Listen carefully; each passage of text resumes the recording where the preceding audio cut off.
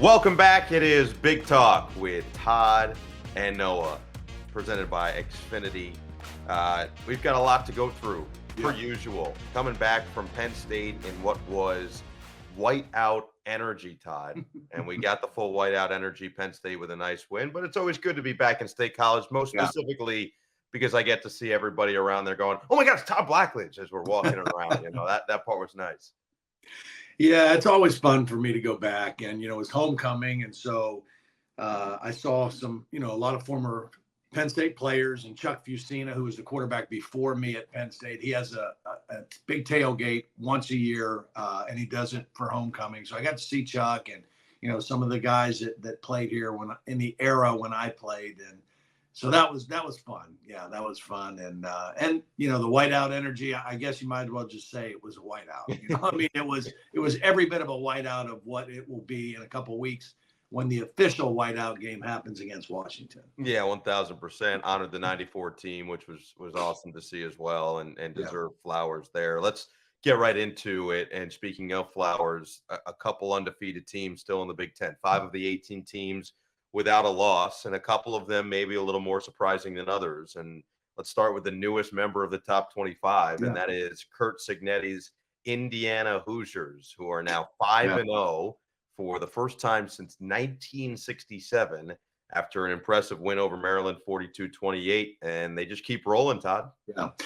Yeah. I mean, we got a chance to meet him, right, and meet their team and see their team against UCLA, and he just has such a magnetic personality, and he has just such an edge to him that I think is just they're feeling the effects of it, not just through the team, but I think through the entire campus at IU and through Bloomington. I mean, I think he has taken it by storm. They got a great chance to move to 6-0. And the interesting thing about this last game, it was not a clean start, right? I mean, they had to overcome 4 turnovers. Maryland is a good team, and but they just stayed with it. And Curtis Rourke shook off a couple early interceptions. And, next thing you know, he's throwing for 359 yards and 3 touchdowns, and they're gaining over 500 yards. So this is a team that I think on both sides of the ball is a really good football team. And they were able to overcome some uncharacteristic things in that game and still come out on top. So, they're playing with a great deal of confidence and swagger right now. Got some love from Indiana, somewhat alum, because I don't think he graduated, but Joe Buck gave him some love on Monday Night Football. Yeah. So you're starting to see the spirit of the Hoosiers spread around a little bit, and rightfully so with the way that they've played. The same could be said with Rutgers, and it wasn't necessarily a pretty game, but you don't necessarily expect that from Rutgers. But Friday night in New Jersey, Piscataway was rocking, and Rutgers just kind of survived down the stretch against Washington. It felt like the Huskies had a lot of opportunities to punch in some extra points, but give Rutgers credit. And despite the 3 missed field goals on the other side, they still deserved to win this game and move to 4-0. Yeah. And, they're doing what Rutgers does, and that's they don't beat themselves. They play physical. They run the football. Kyle Monangai, 132 yards, had another really productive game. And, the guy behind him that they're really excited about, Samuel Brown, the 5th, had a 37-yard touchdown run. What they did in that game is they took advantage of Washington's miscues, right? Yeah. Not just the missed field goals. They had fewer penalties than Washington. And Washington, they only had 6 penalties for 69 yards, but they were critical penalties. And the most egregious one happened, a weird play. Washington blocks the field goal, right? And as the ball's rolling around, a freshman on the sideline comes out to start to celebrate the blocked field goal before the ball's recovered right in front of the ref. Illegal substitution penalty, gives Rutgers a first down, and the next play they score a touchdown. So, I mean, there were critical penalties, some penalties in the red zone. They were 2 of 12, I think, on third down, so they did not win the third down game, and yet they still had a chance to win. And so, and for Washington, and we'll talk more about them, that's 2 very close losses, this game and to Washington State, for basically the same reasons, penalties and miscues, But again, flowers to Rutgers because they're doing what they need to do to win. they're not ranked yet. If they can beat Nebraska in their next game, they will definitely be a ranked team the following week. So a tough challenge for them ahead. Maybe the toughest game, I have to look at their schedule again, but I know we've talked about their schedule. They don't play a lot of the big boys in the league. This might be their biggest test, certainly to date anyway. Going to Lincoln on Saturday, and we'll see if Greg Schiano and company can improve to 5-0. The other teams, the other three remaining teams, are all in the top 10 that are undefeated in the conference. Ohio State at number 3, Oregon's moved a couple spots up to number 6, Penn State moved a couple spots up to number 7, and all of them are exactly where we expected them to be heading into the season, and that is perfect to this point. Now, things are about to get tougher for all three teams in the next couple of weeks here, but it does feel like they're starting to gain momentum and improve over the last couple weeks in particular. Yeah, I think so. I think, with Ohio State, that we were waiting for them to play a real team, or a team, in the same conference or of the same caliber. And they basically did to Michigan State what they've done to the MAC teams that they played before that. They just dominated. They ran the football. They're a high level team that showed that on the road in East Lansing. Oregon, I think they are better than they were earlier in terms of they're more consistent. They still have not looked like necessarily a dominant team, maybe the way Ohio State has. And then Penn State, I thought that was their most complete game that they played all season. Offensively, they didn't throw it a lot. They grounded it out. They beat Brett Bielema's team playing a Brett Bielema style game, right? They dominated the line of scrimmage.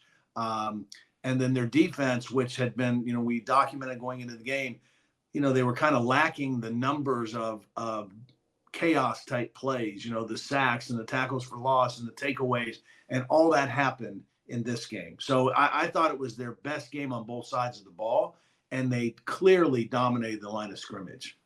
One thing about the Oregon side, just to go to the fact that they beat Boise State with the way that Ashton Genty's running the football. I mean, the guy I think has played 4 games. He's got 843 yards or something like that. It's not the exact number, but it's somewhere in that area. He's averaging basically 200 yards per game. I mean, he's the most effective player in college football outside of maybe Travis Hunter. So they do find a way to win that game, right? And they're finding ways to win right now. The big test for them comes next week against Ohio State, which we'll be there for, and we'll talk at great length next week as we get set for it. But we move over to a buy or sell, and this were the two teams that faced off last week, not this past week, the week before, but it's Michigan and USC. And let's start with Michigan, who's back in the top 10 now at number 10 in the country, the one loss being to Texas.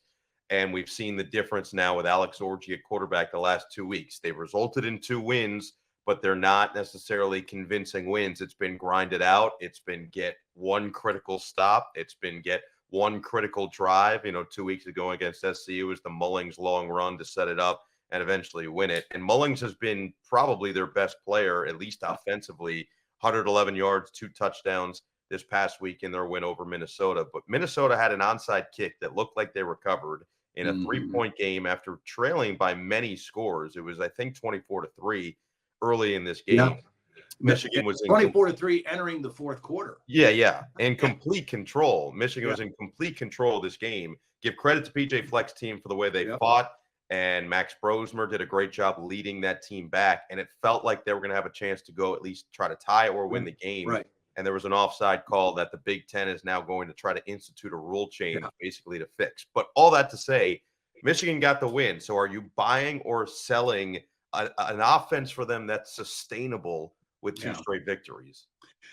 I'm not selling yet, but I will say as we look at these 2 teams, Michigan and USC, going forward, I feel a little bit better about USC. And this is why. Even though Michigan beat USC by an identical score, 27-24, the same score they beat Minnesota with this week.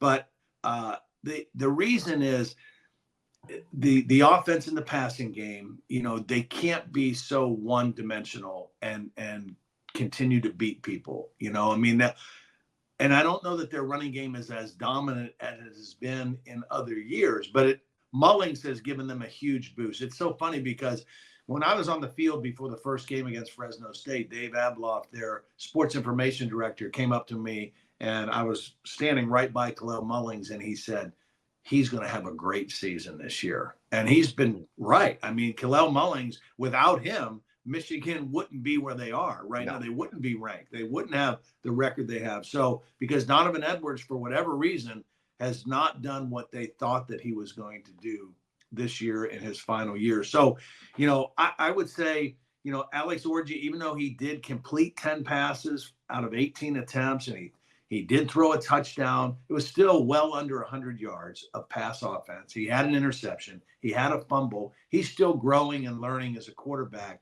And now he's going to go into a hostile environment in Seattle against a Washington team that I think is better than people maybe are giving them credit for right now. So that concerns me. Plus, the fact that they had a 24-3 lead going into the fourth quarter at home and almost found themselves in a tie ball game or on the losing end is concerning for me. This Michigan defense is not putting up the same kind of numbers that they did a year ago. They're giving up over 300 yards a game. They're giving up 21 points a game. And so that is not the kind of Michigan defense that we're accustomed to seeing either. So there's still question marks surrounding the Wolverines, but they found a way, to make it through so far with that only loss being to Texas. So it sounds like to me you're buying the USC defense after they completely shut down Wisconsin in the second half this week. Yeah, I think I am, because I know what I've got with their offense. I know that Miller Moss, even though he threw some picks in the first half and they got booed coming off the field, losing 21-10. I've seen enough of him that I'm a fan of Miller Moss, and I like him and I like Lincoln Riley calling the offense, and they're going to be able to score and move the ball. It's always been about the defense and the question. And so I think for them to do what they did in the second half is very impressive. And I think that with Danton Lynn, the thing that I see, like, they're not flawless. They're not, stuffing people and dominating on defense, but there is a toughness about this USC defense that I've not seen before. So, and I think that is directly related to him and the defensive staff. I think there's a new toughness and physicality about the USC defense that's been missing for a long time. To your point, they don't need to be the number one ranked defense in the country with an offense that we think is capable of putting up legit points. They just have been better than what they've been the last couple of seasons, and really in the first 2 years of the Lincoln Riley experience out at USC and going back to his time at Oklahoma. Yeah. So, you just comparing those two teams that we talked about, right? I mean, they both won games, but in dramatically different patches, right? Michigan was up 24-3 and had to hold on to win, and USC was down 21-10 at halftime at home and came back and shut out Wisconsin 28-0 in the second half. So, USC has to feel pretty good about their momentum and their energy coming out of that game. Held Wisconsin to 2 of 10 on third down, pick 6 in the fourth quarter. Yeah. That helped seal the win. Let's move forward to some game previews for this week, week 6 around the Big Ten. And we'll start with ours, which is 7:30 p.m. Eastern per usual on NBC and Peacock. And it's the rematch of the national championship game last year, where Michigan goes on the road to Seattle, number 10 in the country, and takes on Washington. And you mentioned it, not only is this a Washington team that's probably better than either the record indicates and what the public probably perceives them as, but it's a motivated team after what they probably feel like giving up a game last week at Rutgers. Yeah, I think so. I mean, look, I thought one of the most interesting quotes I've read so far was Jed Fish, the new Washington coach, talking to his team after the game and saying, look, we can't win if we have to play 2 opponents, and that's been the case. They've lost 2 games, in both games, to Rutgers last week and to Washington State in the Apple Cup, earlier in the season. They outgained their opponent. I mean, last week against Rutgers, they outgained Rutgers, I think 522 to 299, 522 to 299, right? But it was penalties. It was missed field goals. It was bad play in the red zone and on third down. Against Washington State, when they lost the Apple Cup, they outgained the Cougars 452 to 381. But in that game, they had 16 penalties for 135 yards, and they had a stop. They got stopped on 4th and goal, and they lose the game by 3 points. So this is a team that's very close to being undefeated, even though it's a complete overhaul of their roster. It's a whole different team than played in the national championship game last year. At least Michigan's got guys who were part of that national championship team, and some that played significantly in that game and in that season. Washington, it's a whole new cast of characters, both coaches and players. And, they got to get out of their own way, though. I mean, they've got to stop beating themselves in those critical situations. And if they put it together, they're going to give Michigan a real handful on Saturday night. I think we both expect this to be a competitive game, and both teams feel like they have a lot to prove, whether it's Michigan continuing to find ways to win and saying this is sustainable and this is something that we can use for the rest of the season. And Sharon Moore has said there's more that they have not shown yet.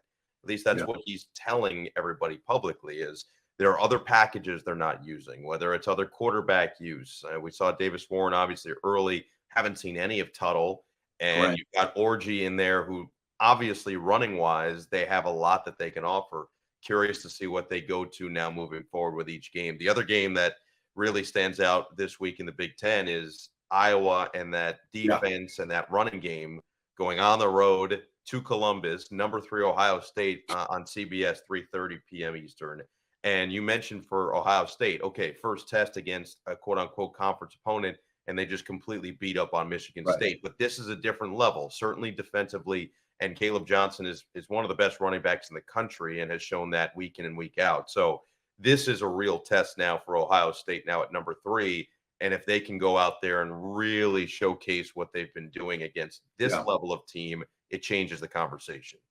Yeah, and it'll be interesting to see, how Iowa plays in this game, right? I think we know how Ohio State will play on both sides of the ball. They've got so many weapons, right? And then defensively, their 3rd year under Jim Knowles, it's a really rock solid defense. Iowa's had a week off, right? So week two of extra prep. And really the challenge for Iowa is a couple things to be in this ball game. Their defense, is playing like we expect. They kind of have stopped giving up those big plays that they did early in the year. That'll be critical in this game. They can't give up easy plays. Now, it's easier said than done against Ohio State and the kind of receivers and running backs that they'll see on the field. But they've got to do that. Ohio State right now is averaging 227 yards a game rushing. Iowa historically has been a great run defense. They've got to really do a great job against Ohio State's run game and try to make the quarterback beat them throwing the football. So they've got to do those things defensively. But the biggest challenge for Iowa to have a chance in this game is their pass game has got to create some explosive plays and some chunk plays. Cade McNamara's got to play, the game of his life for them to have a chance, because you can't. Caleb Johnson's averaging 171 yards a game rushing. He's not going to do that against Ohio State. He's not going to have the same gaping holes to run through that he's seen so far this year. This is a real stout Ohio State defense. So they're going to have a balanced offense and a good blend of run and pass, and try to keep that Ohio State defense off balance a little bit. So Cade McNamara has got to play lights out. Real quick before we move on, I just want to throw up a random question for you, because Matt Lamb, our great producer, has put together our rundown as always, and he mentioned that our coworker Joshua Perry said that true freshman Jeremiah Smith, who everybody at Ohio State says could be the best receiver they've ever had, and think about the statement that is, given what they've had in the past, including just the last 5 to 10 years. But Joshua Perry said that he could be a first-round pick right now. And then we saw Ryan Williams at 17 years old against Georgia for Alabama put together an epic performance, an epic game. Between those two, it feels like they're both battling to be the best freshmen in college football, and Dylan Raiola, and you can talk about a number, but those two in particular have somewhat separated themselves. So who do you have as the best freshman in college football? Well, we're still we're not even, well, yes, we are. We are out of the first month of the season. So let's wait a little bit longer and watch.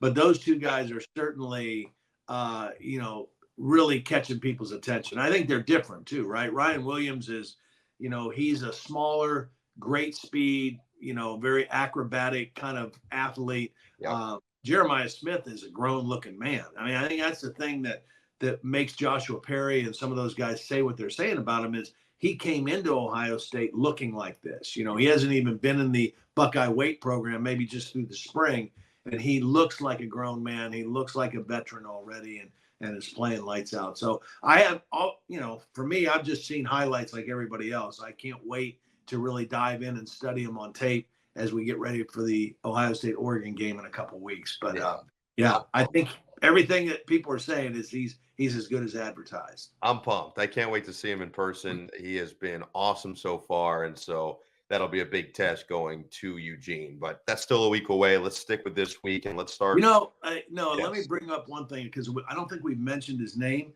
and I think it's worth mentioning. We talked about Washington, right? We talked about them hurting themselves and penalties and third down and getting stopped in the red zone and all that kind of stuff. But it should not take away from the fact that Will Rogers, the quarterback who transferred from Mississippi State, is having a heck of a season. And even last week on the road at Rutgers, he was 26 of 36 for 306 yards and 2 touchdowns. So, he gives them a chance. If he continues to play like that and takes care of the ball against Michigan, he's going to give them a chance Saturday night because he's really playing at a pretty high level. Completely agree. Let's go to upset meter and just rank 1 through 10, 1 being upset unlikely, 10 being upset very likely, on where each of these 3 games would rank. Let's start with Michigan State going to Oregon. This is Friday night, and Oregon's a 24-point favorite. So where's your upset meter on that game? 1. Easy. I mean, you might, some people might say it could be a trap game for Oregon. They got Ohio State next. I just think the fact that they're playing in Eugene, they know they kind of got it rolling right now. Okay, I'll give that one a 2. That one a 2. Okay. I mean, I've got a feeling that most of these are going to feel pretty similar, but we move to number 2, which would be UCLA at Penn State. Penn State now up to number 7. And as you said, probably their strongest performance and most complete performance of the year last week. They are 28-point favorites at home.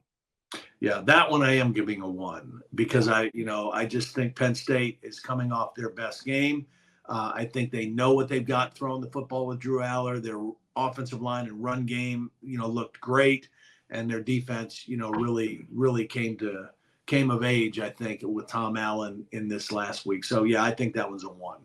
Now, this would be the only one that I could see a slightly higher number of with these 3. But number 11, USC goes to Minnesota to take on PJ Fleck's squad after the close loss and what was an emotional loss in some ways at Michigan. Closest line, USC 9-point favorites on the road. What do you say? So I'm going to give this one maybe a 7, 6 or 7, for a couple reasons. First of all, Minnesota's of those 3 games, Minnesota's the only home team, right? Yep. So they're playing at home. USC has to make the trip. Not sure what the weather will be like, but could be different, right? We're into October and it's in Minnesota, so who knows, right? But I just think if Minnesota can capture and maintain some of that energy and momentum that they played the fourth quarter with in Michigan, because they clearly outplayed Michigan in the fourth quarter of that game. If they can maintain that, if Max Brosmer can stay hot, I give them the best chance of those 3 games to pull the upset. The biggest key is what you just said. They've got the best quarterback play of those 3 teams. And right. Ethan Garbers is somebody who certainly has experience, but it feels like Brosmer is kind of playing at a different level right now. The way we saw him at the end of the second quarter against Iowa, in the fourth quarter against Michigan, we know he's more than capable. So if he can sustain it for 4 quarters, changes the game a little bit.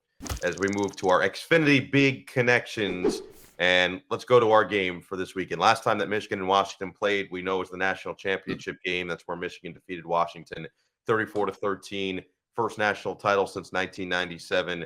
But that's really all that connects these 2 teams, because they're a whole lot different than when they played about 9 months ago. Both teams have new head coaches, Sharon Moore for Michigan, Jed Fish for Washington. Both teams have new coordinators, Kirk Campbell and Wink Martindale for Michigan. And then you've got the sons of legends at Washington with Brendan Carroll, son of Pete, on offense, Steve Belichick, son of Bill on defense, who both have done an excellent job so far. And I'm excited to hear how your conversation with both of them go this week. But rosters look different. Now, you did mention something with Michigan. While they don't necessarily return a ton of starters, quote unquote, and we talked about this week one, they return a lot of experience from last year. And guys were playing a lot of snaps. So guys have played a lot of snaps. On Washington, it feels like it's a little different because either guys graduated. For the majority of them, they had 10 players drafted, which was one of the best marks in school history. And if it wasn't graduation or leaving, then some left with Kalen DeBoer, who went to Alabama. So you've got just a completely different look. How do you feel like both teams are adjusting so far now through a month of the season with their brand new looks? I think they're both doing pretty good. I think that, I think the biggest difference with Michigan, obviously, is the quarterback play. We got so used to watching J.J. McCarthy for 2 years play at a very high level, particularly last year in the national championship season. And they just aren't anywhere near that this year in quarterback play. Now, Washington had Michael Penix, who is a first-round pick and, hasn't played yet as an Atlanta Falcon. But we saw what kind of year he had last year. There's not as huge of a drop-off, in how Will Rogers is playing, but it's a new staff, a new system, new everything. I think I'm probably most impressed with Washington to this point because everything is new. The only thing that'll be the same in that game Saturday night is the helmets. That's it. The Michigan helmet, the Washington helmet, the same. When they played in the championship game, Michigan had the home blue jerseys and Washington was in white. Washington will have the home purple jerseys this week, and Michigan will be in white, and the rosters and the coaching staffs will look very, very different. But hopefully it's going to be a good football game. Yeah, I think it will be. I'm excited. Haven't been to a game at UW, so this will be the first for me. I know you've told me it's awesome. Yeah, that's great. So I'm looking forward to that. Seattle is obviously a fantastic city. So a couple trips to the Pacific Northwest never hurt anybody, right, Todd? We've got some good miles coming our way, which we'll take. Oh, that's a win. No more red-eye flights for me. That's all. I'll be taking a red-eye. You're young enough. You can do it. Let's move to our Xfinity Third Chair. Some fan-submitted questions presented by Xfinity. And the first one, can every Penn State game be a whiteout? They may never lose again. If so, your thoughts? No, I don't think every game can be. I just think then you lose the special nature of what the whiteout is. And they might even lose it a little bit this year because they're going to do it again against Washington. It'll still be great, for sure. It'll still be great. But it is better when it's at night. And, we were able to kind of capture that in our game. So it's a special thing. It should be one game a year, and, I think Penn State would love to have it, at their biggest home game of the season. It just hasn't, they would probably prefer that the whiteout would have been the Ohio State game this year, but they can't do that. So anyway. A different conversation for a different day, but I agree with you. I do think that you've got to keep it special. And when you start to oversaturate, the special goes away. Yeah. Question number 2, who has been the most impressive of the 4 new teams that have joined the conference? I would say probably USC because I think we expected Oregon to be a contender right away. And we were a little surprised that they kind of were slow getting out of the gate and had a couple close games right off the bat. But I think the way they are right now is what we expected them to be. But I think USC and the way their defense has played, and I think the way Miller Moss has played, as the first year as a starter, I think has been very impressive. So you already answered this one earlier in the show, but I'm going to pose you the question anyway, because this team has been receiving votes now. So they're already on that first step. But when will Rutgers be ranked, Todd? I think whoever wins the game this week between Rutgers and Nebraska will be ranked next week, because neither one of them are ranked right now. Illinois lost to Penn State and they're still ranked. Indiana just joined the ranking. I think if Rutgers wins in Lincoln this week, they'll be ranked next week. Completely agree. You can submit your questions to show every week using hashtag Big Talk. I heard a little birdie told me that we've got a big update in regards to the Knights Guard this week. So what do you got for us, Todd? Yeah. Well, it's kind of a double dip because we played last Wednesday, and then for whatever reason, the schedule had us playing again on Monday of this week. So I'm happy to report we have 2 victories to notch up. Last Wednesday, we beat Charlotte Latin 38-28.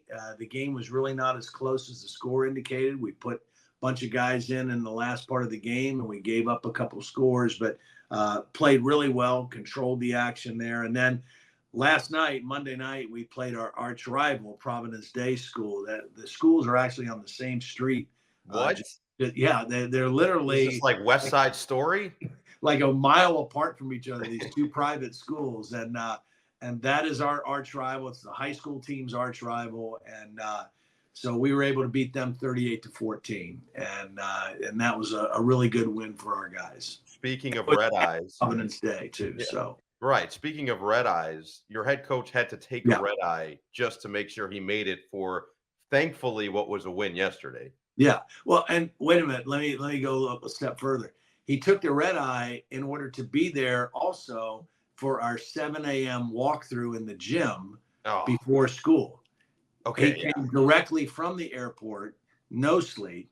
I doubt he even took a nap during the day because he was so jacked about the game because he wanted to win so bad against Providence Day School. And here's one other thing that Luke Kuechly has informed me of, Greg does not drink coffee. Nice. He's not a coffee drinker, and so he is just full on energy all the time. But he's probably getting some rest today. Well, listen, you know this. I have never had coffee in my life, and I can confirm that BYOE can work if you do it properly. Okay. All right. Yeah. Either way, all right. Again, you're young, so I'm gonna just Oh, listen. I don't have any kids 30 years from now and tell me if you still don't drink coffee. But I don't have any kids yet. I feel like that could change things real quick. So I'm gonna stick with this for now, whatever's working, and then we'll see what happens from there. But big updates. Glad to hear that you guys got a couple wins, and looking forward to our Knights Guard update next week with Charlotte Christian. But we also thank you for tuning in. Big Talk with Todd and Noah, presented by Xfinity. Make sure you download and subscribe on the NBC Sports YouTube channel, wherever you get your audio podcasts. And as always, we will talk to you next week.